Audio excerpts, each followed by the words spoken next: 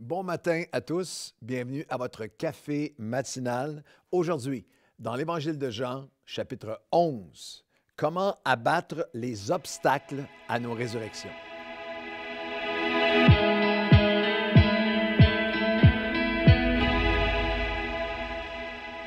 Bon matin à tous. Dans Jean chapitre 11 aujourd'hui, nous avons ce moment extraordinaire de la résurrection de Lazare.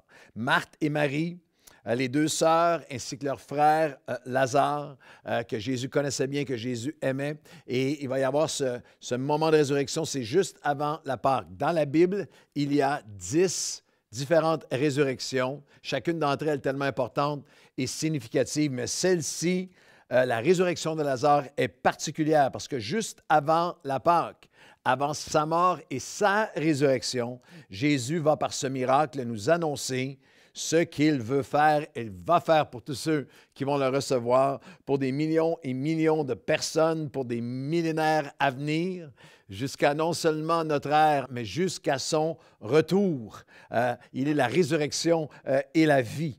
Et lorsqu'on parle de résurrection, c'est l'Esprit de Dieu qui agit encore aujourd'hui, le même Esprit qui ressuscite à Christ d'entre les morts, qui ressuscite des hommes et des femmes pour une vie abondante sur cette terre, en Jésus-Christ, et pour la vie éternelle. Lorsqu'on pense résurrection, lorsque je pense nouvelle vie, je pense résurrection. Cette croissance, la raison est simple. Il y a un seul nom, le nom de Jésus, et une seule raison, la résurrection. C'est que Jésus-Christ ressuscite encore des êtres humains. Il nous ressuscite par son salut pour une vie abondante sur cette terre et pour une vie éternelle. La résurrection que Jésus désire pour nous n'est pas seulement future, pour des millénaires à venir et dans l'éternité. C'est aussi une résurrection pour maintenant. Une résurrection personnelle de tout ce qui peut être mort en nous. Et elle est personnelle, elle est pour toi et elle est pour aujourd'hui.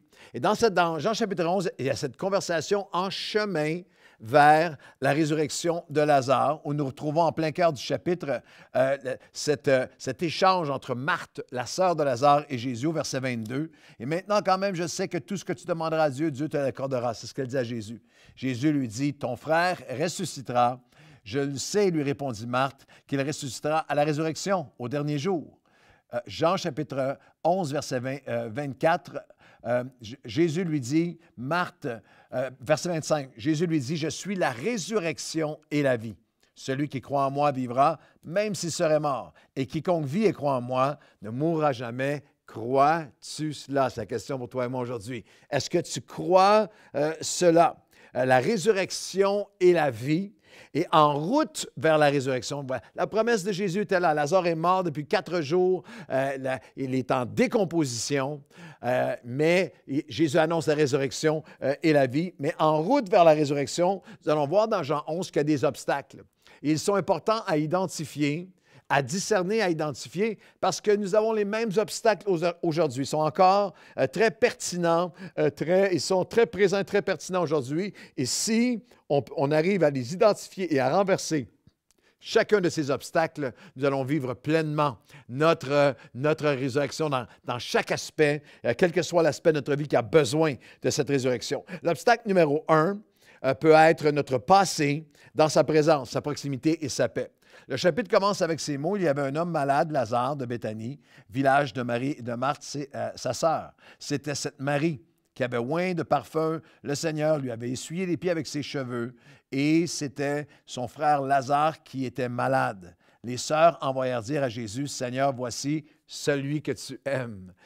Celui que tu aimes est malade. » On rappelle à Jésus, là, tu l'aimes, le philios, l'affection qu'il y avait entre Jésus, Marthe, Marie et son frère Lazare. Dans son humanité, Jésus avait une affection particulière pour cette famille.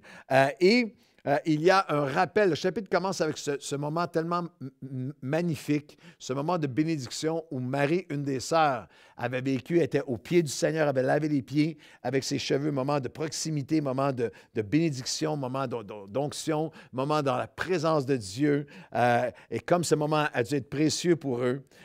Et dans nos épreuves, lorsque tu traverses une épreuve, dans nos épreuves, nous pouvons souvent comparer ce qu'on vit actuellement avec des saisons passées où on a vécu la paix, la présence de Dieu, des saisons de grande paix, d'intimité, de présence de Dieu, de bénédiction, de faveur. Et cette espèce de nostalgie spirituelle ou même ce regard vers le passé spirituel, la bénédiction passée, la présence de Dieu passé, la proximité des saisons de paix passées peuvent devenir un obstacle qui amène à nos cœurs les cris de « Qu'est-ce qui se passe, Seigneur? Où es-tu, Seigneur? Pourquoi? Qu'est-ce qui se passe? Qu'est-ce qui nous arrive? » Nous avons besoin dans nos saisons ou dans ce moment, j'ai eu une épreuve où j'ai besoin d'une résurrection. J'ai besoin d'entendre la voix du Seigneur nous dire un des passages clés, Ésaïe 43, versets 19 à 21, où il dit « Voici, je veux faire une chose nouvelle pour vous. » Une chose nouvelle, sur le point d'arriver, ne la connaîtrez-vous pas? N'es-tu pas prêt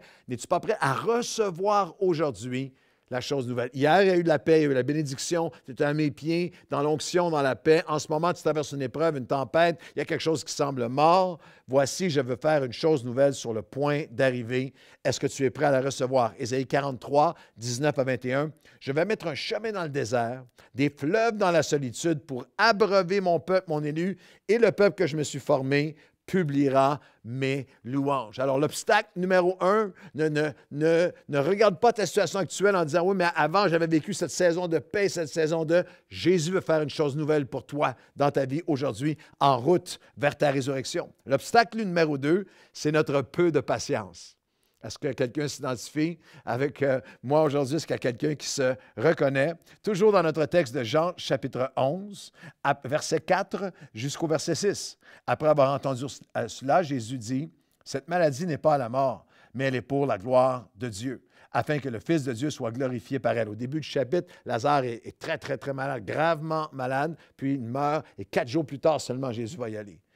Alors, verset 5, « Or Jésus aimait Marthe et sa sœur et Lazare. » Au verset 4, il dira, « Elle est pour la gloire de Dieu, afin que le Fils de l'homme soit glorifié. » Verset 5, Jésus aimait Marthe, sa sœur et Lazare. Et verset 6, « Et lors donc qu'il lui apprit que Lazare était malade, il se précipita pour aller tout de suite le guérir. » Non, il resta 2 jours encore dans le lieu où il était. Il y a une attente. Il y a une épreuve pour les sœurs et on appelle Jésus. Jésus apprend et Jésus aime Lazare, mais il y a un délai.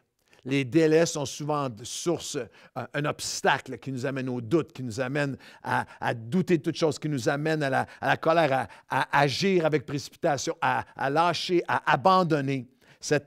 Mais Jésus a dit non, même à travers ce délai, cette épreuve, cette résurrection est pour la gloire de Dieu. Lorsqu'il a appris qu'il était malade, il resta 2 jours de plus. Il y a une dynamique de patience. Notre manque de patience, notre peu de patience peut devenir un grand obstacle à la résurrection, qui nous amène à tout balancer, qui nous amène à l'impulsivité, qui nous amène à des erreurs. Une des œuvres de l'Esprit, à abandonner nos standards avec Dieu, une des œuvres de l'Esprit dont nous devons être rappelés, c'est que le fruit, une des manifestations d'Esprit, c'est la patience. La patience, ce n'est pas la passivité. La patience, c'est cette attente confiante en Dieu selon son caractère. C'est l'Esprit de Dieu en nous. Dans Galates 5, versets 16, 17, 22 à 25, nous lisons « Marchez selon l'Esprit et vous n'accomplirez pas les désirs de la chair. La chair a des désirs contraires à ceux de l'Esprit. L'Esprit en a de contraires à ceux de la chair. Ils sont opposés entre eux. Mais le fruit de l'Esprit, c'est l'amour, c'est la joie, c'est la paix, c'est la patience. » Le fruit de l'Esprit, c'est la patience. Et ceux qui sont à Jésus-Christ ont crucifié la chair avec ses passions et ses désirs. Si nous vivons par l'Esprit, marchons aussi par l'Esprit. Lorsque tu traverses une épreuve et que tu es face à un besoin de résurrection et il y a des délais, il y a une attente, tu ne comprends pas, Jésus m'aime, pourquoi y a-t-il cette attente? Tu as besoin de prier, Seigneur, remplis-moi de ton esprit. L'esprit de patience. Dans Lamentation, il dira, voici, Lamentation 3, 21, 26, voici le choix au quotidien, ce que je vais repasser dans mon cœur. Voici ce qui me donne de l'espérance. C'est que les bontés de l'Éternel ne sont pas épuisées. Ses compassions se renouvellent à leur terme. Dans les temps parfaits de Dieu, il y a des compassions qui vont se renouveler et qui vont amener l'accomplissement de la volonté de Dieu à son terme. Elles se renouvellent chaque matin. Et là, Jérémie s'exclame, « Oh, que ta fidélité est grande! C'est pourquoi je vais espérer en lui. » Et il dit ceci, « il est bon d'attendre en silence le secours de l'Éternel. Deux dynamiques qu'on aime beaucoup. Attendre et en silence.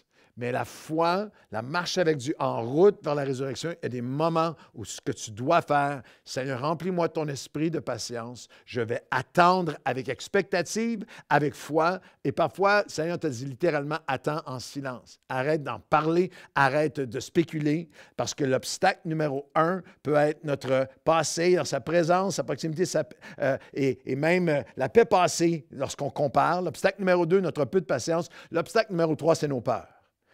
Chapitre 11 et le verset 7 à 10. Il dit ensuite aux disciples, « Retournons en Judée. » Les disciples lui dirent, « Maître, les Juifs tout récemment cherchaient à te lapider, et tu retournes en Judée. » Jésus répondit, « N'y a-t-il pas 12 heures au jour si quelqu'un marche pendant le jour et il ne bronche pas parce qu'il voit la lumière qui illumine ce monde. Et même si quelqu'un marche dans la nuit, il bronche parce que la lumière n'est pas en lui. » Et littéralement, quand les disciples disent, « Seigneur, tu veux aller, tu veux retourner en Judée. » Et lorsque vous lisez, on l'a traversé ensemble, mais dans Jean chapitre 8 au verset 59 et Jean chapitre 10 au verset 31, il y a 2 fois les Juifs sont venus, voulaient le lapider, préparaient la pierre pour le lapider.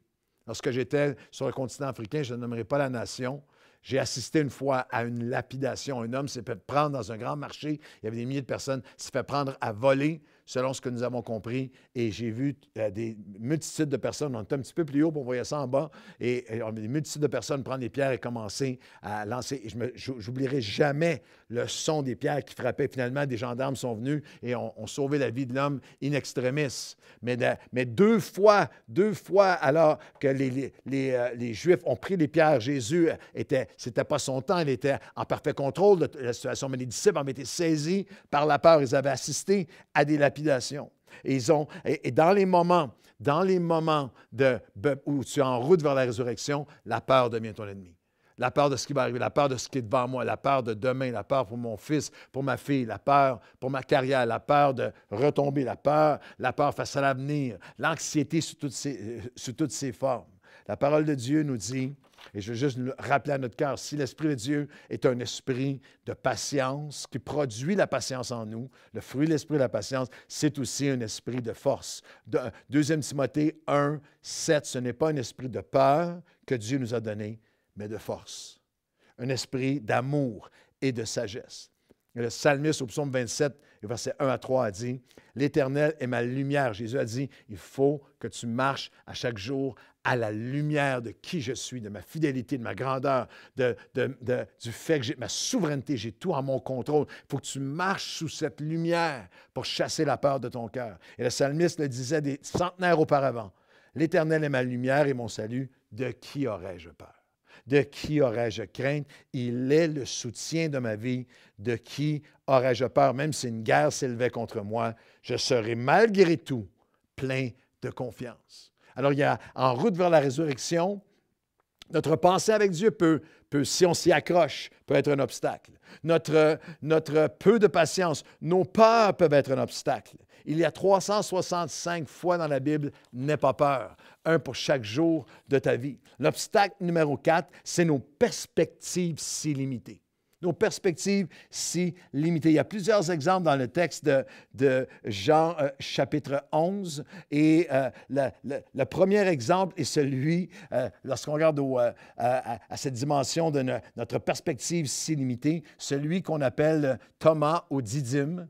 Et même les disciples, juste avant au verset 12, les disciples lui dirent, même verset 11, « Après cela, Jésus dit, Lazare, notre ami, dort, mais je vais aller le réveiller. » Les disciples lui dirent, « Seigneur, s'il dort, il sera guéri. » Mais Jésus avait parlé de sa mort, mais ils crurent qu'il parlait de l'assoupissement du sommeil. Alors Jésus leur dit ouvertement, « Lazare est mort. » Notre perspective humaine si limitée peut devenir un des pires obstacles à la résurrection, à l'œuvre que Dieu veut faire en nous, parce que les disciples à ce moment-ci ne mesurent pas ce que Dieu veut faire. Ne mesure pas l'ampleur de ce que le Seigneur veut faire. Et on a cette dynamique même, on le voit même dans l'autre exemple qui est là, c'est l'exemple de Marthe, la sœur de Lazare, qui va presque dire au Seigneur quoi faire au verset 20. Lorsque Marthe eut appris que Jésus arrivait, elle alla au-devant de lui, tandis que Marie était à la maison, et lui dit au verset 21, elle dit à Jésus, « Seigneur, si tu avais été ici, mon frère ne serait pas mort. » Wow! Avez-vous déjà été à cet endroit? Moi, je l'ai déjà été.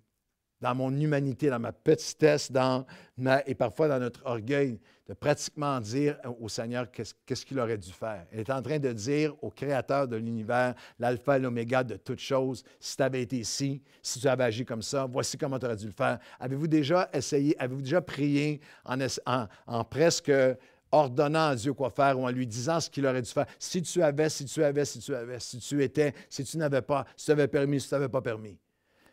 Notre petitesse de perspective peut être un des pires obstacles à la résurrection. C'est pourquoi l'apôtre Paul dira aux Corinthiens, comme il est écrit, 1 Corinthiens 2, versets 9 à 12, ce sont des choses que l'œil n'a pas vues, l'oreille n'a pas entendues, le cœur de l'homme ne peut pas concevoir.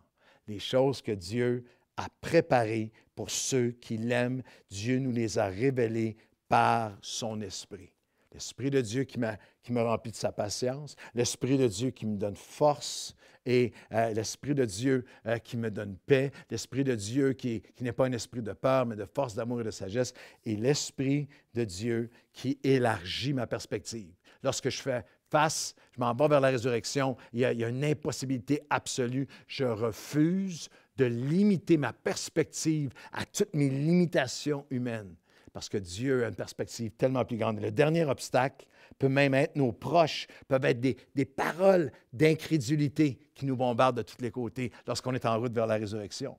Lorsque Jésus annonce la mort de Lazare au verset 15, il dit « À cause de vous, afin que vous croyiez, je me réjouis de ce que je n'étais pas là. Mais allons vers lui. » Sur quoi Thomas, appelé Didyme, dit aux autres disciples « Allons aussi, afin de mourir avec lui. » Thomas est devant Jésus, la résurrection et la vie. Jésus dit, Lazare était malade et Lazare est maintenant mort. Je me réjouis, vous allez voir ma gloire. Allons mourir avec lui. Parole d'incrédulité. Puis on le voit même dans la communication qu'il y a entre les deux sœurs. Il faut vous rappeler, il y a quelques instants, je vous ai dit que lorsque Marthe a rencontré Jésus, elle lui dit, « Seigneur, si tu n'avais pas été ici, mon frère, si tu avais été ici, mon frère ne serait pas mort. » Et là, Jésus lui explique, Jésus lui parle de résurrection, et il envoie chercher sa sœur Marie. Et lorsque vous lirez le texte, vous allez voir que Marthe est allée voir Marie, elle lui a parlé à l'oreille, nous dit.